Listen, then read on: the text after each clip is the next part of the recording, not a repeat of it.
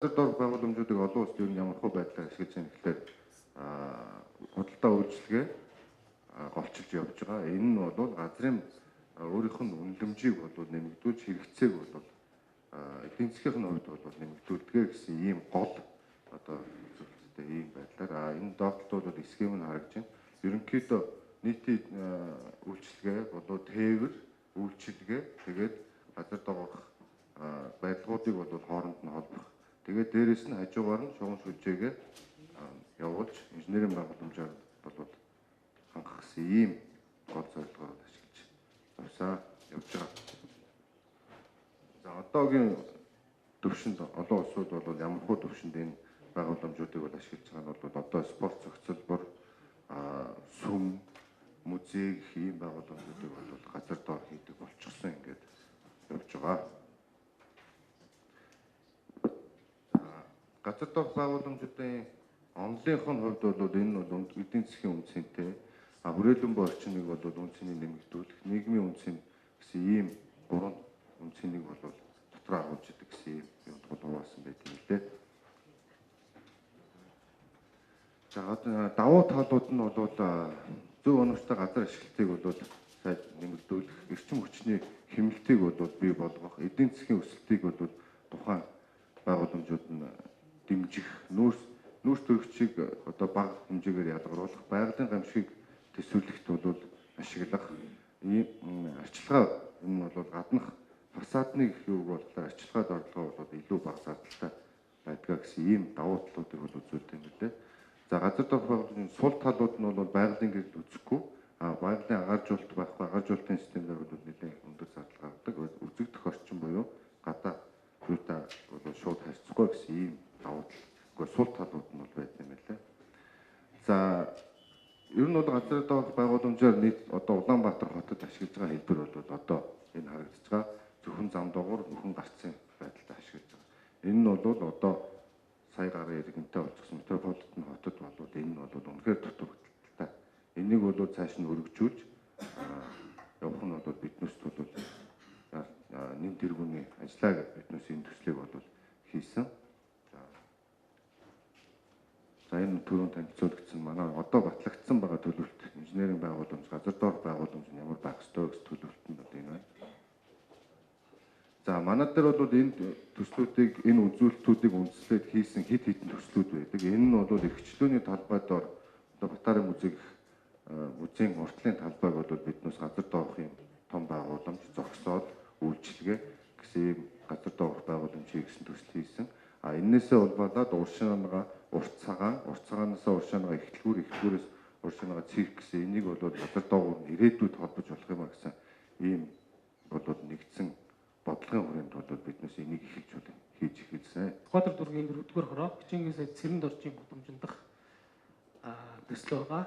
Энэ төсөл маань одоо улсын хөтөлбөрийн урдаас Сеулийн гудамж хүртэлх 320 м урттай 30 м өргөнтэй юм талбайг хамарж байгаа газар доорх үйлчилгээний байгууламж дээрээ тогтчил бүхий юм талбай төсөл байгаа.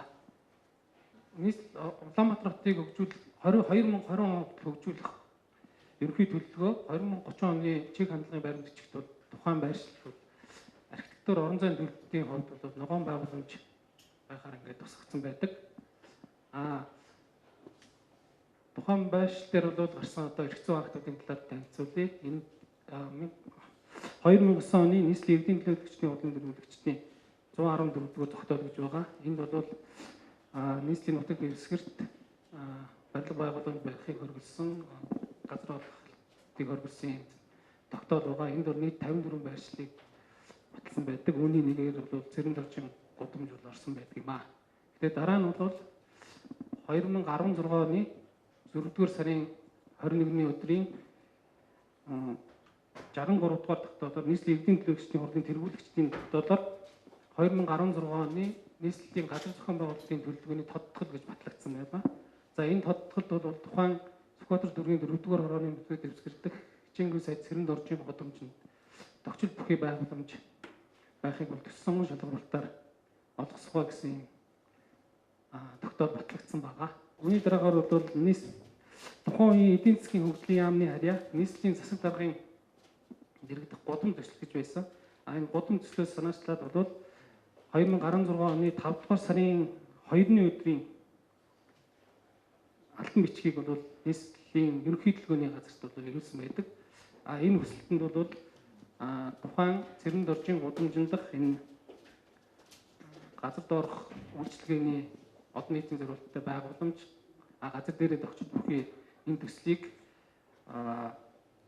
тухайн нийслэлийн ерөнхий төлөвлөгөөний газрын дэргэдэх газар бодлогочлынхаа зөвлөлийн хурлаар хэлцүүлж шийдвэрлэж өгөөч гэсэн хүсэлт байдаг. За үүнийг үндэслээд бол нийслэлийн ерөнхий төлөвлөгөөний газрын дэргэдэх газар бодлогочлын зөвлөлийн 2016 оны 6 дугаар хурлаар хэлцүүлээд 2016 оны 1607 дугаартай архитектур зөвлөлийн даалгаврыг баталж өгсөн байгаа. Үүний дагуу бол тухайн байгууламжийн барилгын их загварлыг баталгаажуулж өгсөн байдаг юм аа.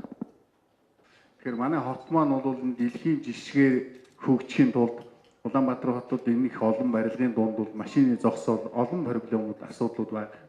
Энийг хот маань үеийн засгийн газар нэг бодлого бариад өнөөдрийн төвшөнд энэ төслийг одоо хот өөрөө хилцүүлээд ингээд санал болгоод манай ассоциацийн үнэхээр Монгол улстай хэрэгтэй юм хийгээгээ бид нар ярьж байгаад хоорондоо 20 гаруй тэрбум төгрөг тоглоом биш л дээ. Тэгэхээр улсад ачаал удахгүйгээр бид нар энэ хөрөнгийг гаргаад хийя. Энэ бид ашиг олохоосоо илүү Монгол улс дэлхийн төвшөнд бас багч гисэн энэ том бүтээн байгуулалтын бид нар жишээ болгоо хий. Цаашдаа бид нар олон газар доорх бүтээн байгуулалтууд хийгдэж метро, бусад юмнуудтай холбогдно. Ингэж бид нар багтцахгүй болсон газрын хөрсний бохирдол, агаарын бохирдлыг бууруулахын тулд газар доорх байгууламжаа хийя. Эхнийх нь бид нар болъё. Яг л төрийн бус байгууллага нэгдэж тэгээ өөрснөө хөрөнгөө гаргаад улсад ачаал болохгүйгээр иргэдийн ая тухтай байдлыг хөгжүүлье гэдэг дээр бид нар санал нийлээд ингэ явж байгаа. Тэгэхээр хотынхан гаргасан энэ санааг бид нар дэмжиж бид нар өөрснөө хөрөнгөийг гаргаж иргэдтэй ингэ хийе гэсэн. Дээрээс нь 150 байгууллагын гишүүнтэй энэ том төрийн бус байгууллага дээр нь зангидж байгаа учраас ард иргэд маань бол санаа амгалан бай. Яг л бид нар энэ олон төрийн бус байгууллагын 150 гишүүнтэй байгууллага хизээч бид нар газар дээр нь бол барилга байгууламж барихгүй гаргасан зураг төслийнхаа дагуу хийнэ гэдгийг энд бас би ажлын хэсгийг төлөөлөөд бас амлая. Яг л ганц хоёр компани бол өөрснөө толгоо мэдээд бас нэг батлуулчаад одоо дараа нь барилга барьцдаг баг. Бид нар бол ийм гаргуулахгүй ийм олон байгууллагын нэг шүү гэдгийг онцлох гэсэн. Нэр эсэргүүцсэн. Яагаад эсэргүүцсэн гэхдээ зэрэг Баттуур даргын хувьд л үйдэл газар доогуур нэг байгууламж байрна, хоёр талаараа машин явахгүй болно гэх нэг юм ойлгомжгүй юм ярьж байсан. Машин явахгүй годомж гэж одоо хэдийд нь машин явахгүй байхын яах юм чи мэддэхгүй иймэрхүү байдалтай байсан. Тэгээд нэг өдөр л хашаа бариад газрын ухаад сандал мандлын зөөгөөд хогийнхан савнуудыг ийш нь тийш нь онцолдуулаад хийж байгааг нь харуул юу хийх гэж байгаа юм чи ойлгомжгүй. Дээр нь одоо тэр эд хөрөнгө тэр тавьж тохируулсан юмд хандаж байгаа байдал бол нэлээд төрөмгийн байдалтай. Иймэрхүү юм одоо нүдэнд туссан. Тийм учраас бид нэр эсэргүүцсэн. Одоо бол бид нэр учир явдлыг мэдлээ.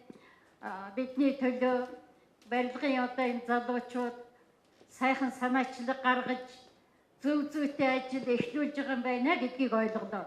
Тийм учраас одоо бол ер нь энийгээ бас хорооныхоо хөдөлмөрчид тэргээр явж байгаа ард түмэнд зөвөр ойлгуулах нь зүйтэй юм байна гэж ингэж бодож байна. Тийм учраас энэ төслийг дэмжиж энийг одоо санаачилж хийж байгаа залуучууд энэ барилгын ассоциацийн бүгдээрэнд баяр хүргье. Баярлж ин танарт. Ийм сайхан санаачилга одоо энэ улс орон даяар дэлгэрч улс орныгоо гэсэн сэтгэлтэй улсууд олон болох болтугай гэж ерөе. Байгуулалтын тухай хуулийн дагуу батлагдсан байна. Өөрчлөлт оруулсан байна.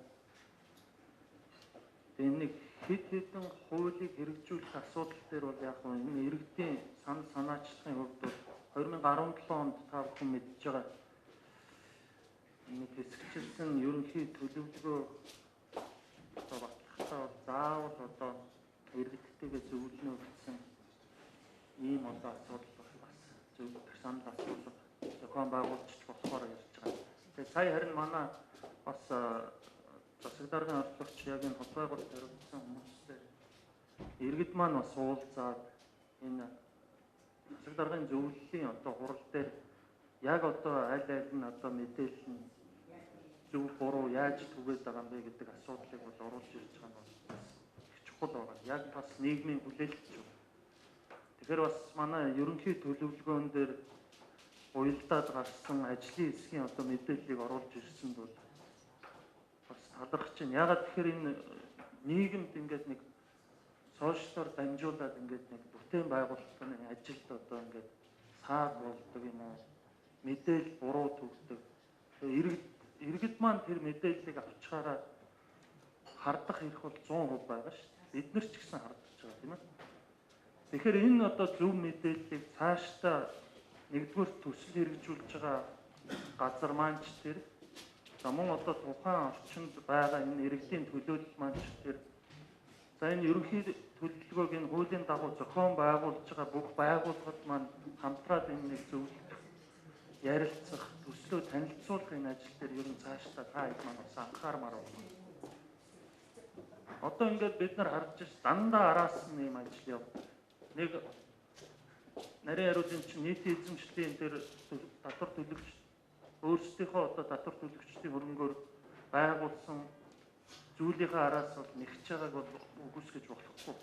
Тийм учраас цаашдаа манай энэ мэрэгжлийн байгууллагууд ч гэсэн батлагдсан ерөнхий төлөвийг энэ иргэдэд хүргэдэг ямар ажил зохион байгуулж байгаа нь тэр төсөл сонгон шалгаруулалт нь яаж явсан тэр 2016 оны 5 сар Батүл нийслэлийн засаг дарга захирамж гаргаад төсөл сонгон шалгаруулсан. Тэгэхэд та нар бүгдээрээ л байсан ш. Энийг одоо очиод энэ төсөл хэрэгжүүлж байгаа хүмүүстэйгээ хамтраад энэ одоо мэдээллийг зөв эхлээд танилцуулсан бол магадгүй бид нар өнөөдөр ингэж цаг алдах юм уу? Бухимдах. Тэгээ одоо нийгэмд ийм буруу ойлголт төрөх юм зүйл гарахгүй байсан болов уу гэж би зүгээр санал хэлэх гэж байгаа. Ер нь цааш. Тэгэхээр энэ нийслэлийн иргэдийн төлөөлөгчдийн хурал гаргасан шийдвэрийг нийслэлийн засаг даргын гаргасан шийдвэрийг 2016 оны 5 сард гарсан байж. Тэгэхээр энэ мэдээллүүдийг энэ олон түмэнд түгээ. Сая иргэдээс ч гэсэн хүсэж штэ. Олон түмэнд түгээ тэр хэвлэлийн албан байд юм уу, мэрэгжлийн байгууллага байд юм уу? Энэ мэдээллүүдийг түгээ нийтийн эзэмшлийн ийм одоо сайхан бүтээн байгуулалт болох гэж байна. Тэгээд тэр авийн оршин суугчдад бүгдэнд нь мэдээлэл хүрэг, хот байгуулалтын тухай хуулийн хэрэгжилтийг хангах, ингэж ажиллах, бүх талаас хамтарч ажиллах ийм одоо саналыг бол хэлмээр байна. 3 заалттай. Нэгдүгээр заалт нь 2016 оны газар зохион байгуулалтын төлөвлөгөөнд оруулах нэмэлт өөрчлөлтийн авсралтаар баталгээд цэрэн дөржин 3 гудамжийн авсралтай зөвхөн оруулсан. Тэгсэн мөртлөө нөгөө барилгач талбайд тэрийг хасаагүй. Хүчингүүд. Тэгэхээр өөрөө эн чинь өөрөө их хэцүү ямар чадамжгүй зөвхөн захиравж байна. Тэгэхээр би бол одоо өнөөдөр юу гэж хэлж байна гэхээр эхлээд тэр асуудлуудаа бүгдийг зэгцэлж ийж энэ асуудал чинь явахгүй цаашаа энэ асуудал чинь хүрхгүй юм. Манайхаас орж ирсэн санд нь бол газар дээр ямар нэгэн байгууламж буюу инженерийн дэд бүтцийн юунууд одоо тэр тийм байгууламжуудыг барихгүй гэсэн тийм зорилгоор бол энийг хийж ирсэн. Тэгэхээр яг барилга гэдэг үзнээсээ бол байгууламж бол мөн тэгээд яг тэр нь одоо бас нэг ойлголтын зөрүүл гараад байна л да. Дээшээ юу доошоо юу гэдэг нь тухайн үедээ бол юм яригдаагүй. Барилга гэдэг утгаараа үзэх юм бол байгууламж хоёр бол нэг тэгээд газар доорх дээдх нэг гэдэг нь бас болохоор аль тал руугаа болохоор хоёр тал Хэсэгчсэн төлөвөө баталсан иргэдийн хурлын шийдвэр байна. Тэгэхээр нэг одоо миний ойлгож байгаагаар бол яг энэ цэрэн доржийн гудамжийн тохиолдолтой холбоотой асуудлаар хот байгуулалтын хөгжлийн ерхий төлөвлөгөөнд тусгацсан хэсэгчсэн төлөвлөгөөнд тусгацсан гэж. Тэгэхээр иргэдийн хурлаас нэг асуудлаар хоёр өөр зарчмын зөрүүтэй шийдвэр гаргасан байна. 9 он хамгийн сүүлд хязгаар батлагдсан 14 он. Тэгэхээр хэрвээ одоо юу гэдэг нь хоёр хууль тогтоомж би зөв хуулийн хувьд хууль тогтоомж хоорондоо зөрчилдөх юм бол тухайн харилцааг наривчлан тогтоолж байгаа хуулийн заалт байдаг. Тийм хуулийн заалт байхгүй сүүл батлагдсан юм байдаг. Тэгэхээр би эндээс юу гэж харж байгаа юм ерөнхийн нэг хууль хэрэгжих практикаас харахад хэрвээ иргэдийн хурал хоёр өөр нэг асуудлаар хоёр өөр зарчим шийдвэр гаргасан бол энэ хот байгуулалтын тухай хуулийн дагуу хэсэгчлэн хөгжлийн ерхий төлөвлөгөө баталсан. Тэр хэсэгчлэн ерхий төлөвлөгөө баталсан тэрний дагуу энэ асуудлыг шийдэд явах бас боломж байгаа юм болов уу гэж харж байна. Энэтэй холбоотойгоор одоо мөн Улаанбаатар хотод энэ их тайвны өргөмжлөл өмнө тусгай замын авто тусын тийм одоо трасс явнаа. Тэгээд тэр трасны бол урьдчилсан эхний төлөвлөгөөн дээр одоо энэ нэгтлгүүрийн уртл буюу одоо энэ гудамжин дээр нэг терминал маягийн тийм том зогсоол барих юм аа. Тэгэхээр энийг энэ одоо газар дорж байгууламжтайгаа бас нэг уялдуулах ч юм уу хооронд нь одоо эвтэйхэн дээш доош ордог тийм юм бас харилцаж үзээч гэж хүсмээр байна. Ийм санал байна.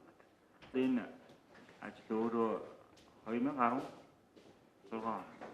оноос шийдвэр гараад ингээ хийж ирсэн. Нодлон намайг ажил авсны дараа бол бас танилцуулж ирсэн. Тэгээ бид нэр бүтэн жилийн хугацаанд энийг нэлээд сайн судалж үзээд ямар учиртай юм бэ гэж судалж үзсэн. Тэгээд сая хотоор ерөнхий төлөвлөгөө батлагдаад тэгээд ерөнхийдөө энэ болох юм байна. Бүтээн байгуулалтууд надад бол танилцуулсан таалагдсан.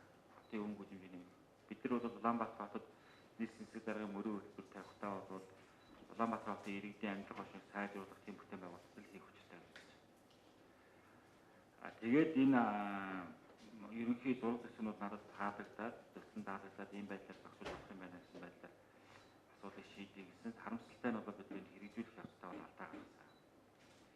Тэгээд би эхлээд би зөв энэ алдаануудыг дурдъя гэж боддог. Жишээлбэл та нарын дээр барьсан хашаа анханасаа юмд хандсан хандлага оноо хөгжүүл хэлж шít. Эдийн сандлын дээшинд явж наруулаа. Барьсан хашаа чинь ийм 140 том компани хашаа юм. Би ч гэсэн хувьдаа нэг газар ухах гэж хашаа өрөл тийм хашаа барихгүй. Хотын төвд тэтгэврийн урдлын тэр өргөнчлөнд тийм гачин юм эдийн төмөр ивлүүлээ гэсэн. Тэгээ яаж байгаа мэдхгүй газар ухаа зэрэг хэдхэн цагийн дотор хин ч гэсэн сандраа шít. Өөрөөр амьдарч байгаа орчинд гаднаас төрөмгөлөгч орж ирсэн юм шиг тэгээд газрын ухаа сандаачаад сандал маалын дэшин доош наруулаа хийж байгаа чинь хин ч сандрахгүй байх юм. Ийм байдлаар асуудал хандж болохгүй. За нар өөрсдөө ийм том компаниуд, ийм том хүчнээ олон бүтээн байгуулалт хийж байгаа. Ягаад тэр асуудлыг хандж байгаа? Та нар бас хүндлэх хэрэгтэй шүү хотын төвийг. Яг ч аштайхан хашаа хийгээд тэр хашааныхаа гадна тал дээр нэг хэдхэн төгрөгөөр орно шүү дээ. Стикер наагаад ийм болох юм аа гэдэг яг нэг зураг наачих болно шүү дээ.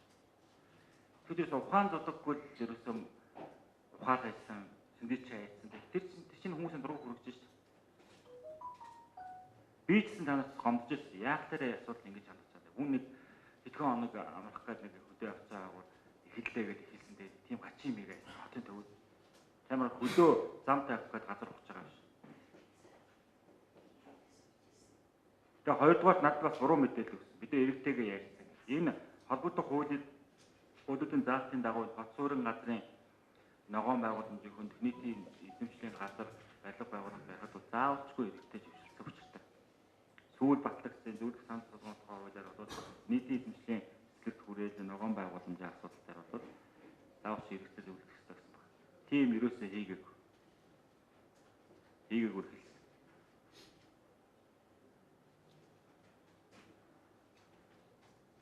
Тэгээ ийм байдал чинь иргэдийн дургуутсаг үргээд иргэдийг хотдоо итгэл төр захааны байгууллага иргэд итгэлийг бол хөдөлгөж шít. Тэ зөрчилтэй хүмүүс гэдэг.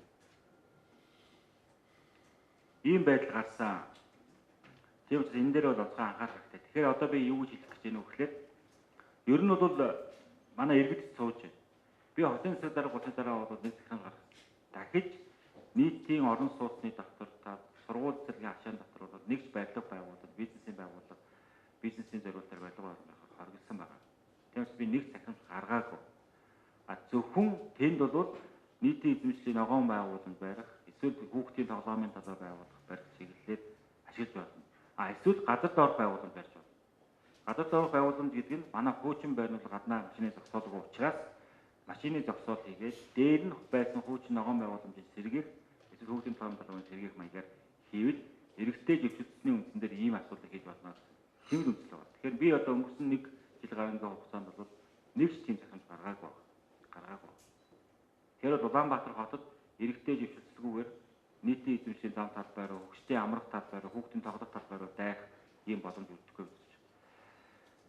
Хоёрдугаарт бол 40 мянгатын иргэдэд 40-50 мянгатын иргэдэд манай баг тойргийн иргэдэд би хэлэхэд бол манай Улаанбаатар хотын энэ архитектур төлөвлөлт хотын хүрээнд бол би энэ хэдэн байшингууд үлдэх ёстой гэж бодож байгаа. Орчин үед бол технологи хөгжсөн учраас манай энэ 40,000-тэй хэдэн байшингууд, 50,000-тэй хэдэн байшингууд, бага тойрогын байшингуудыг дахиад бэхжүүлээд янзлах ийм боловцоо нөхцөл бүрдсэн байна. Тэр бид нар энийг яаж үн цэнтэй болгох вэ? Яаж дахиад хэдэн 10 жил энэ байшингууд байх ёстой вэ гэдэг энэ байдлаар нь байна. Одоо энийг бид нар дахиад бэхжүүлэх хяналтад хөрөнгө мөнгө хэрэгтэй байна. Хөрөнгө мөнгө. Энийг үн цэнтэй болгох хэрэгтэй байна. Үн цэнтэй болгохын тулд тэнд одоо хүмүүс очдог, тэнд худалдаа үүсгээд идэвхтэй хөгжсөн байх хэрэгтэй гэж бодож байгаа. Тэгэхээр энэ бол бид нар хотын төвдөө энэ үн цэнтэй хэсгээ, үн цэнтгээ байршлаа хэвээр нь хадгалахын тулд тодорхой хэмжээний бүтээн байгуулалтыг хийнэ. Энэ нь бусдын эрх ажил хөндөхгүй байх гэсэн байдлаар байрлаж байгаа.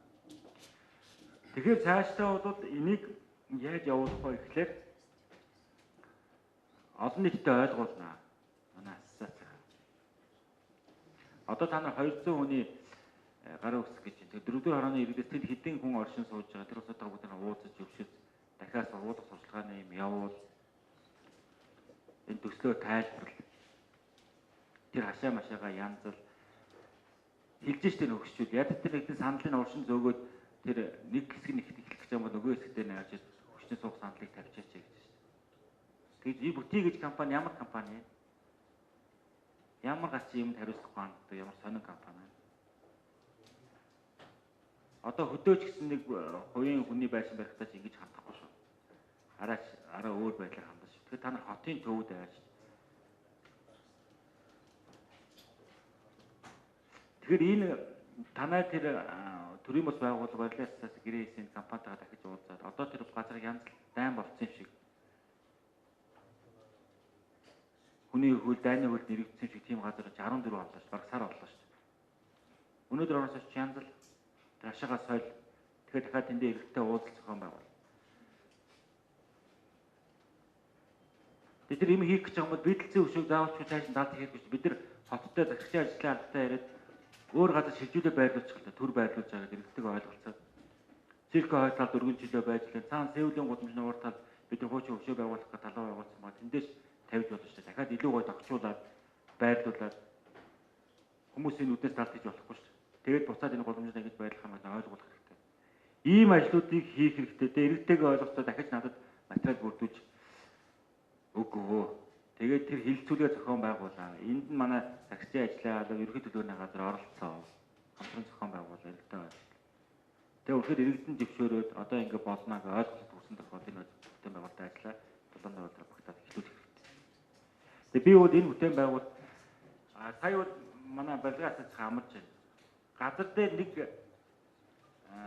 сантиметр дээш гарахгүй шүү дээ. Ер нь бол манай иргэдийн хувьд бас үнэхээр зөв. Урд нь бол ингээд худлаа зураг харуулж агаад гачийн юм ийм. Үнэхээр хальшруул хальширхаа.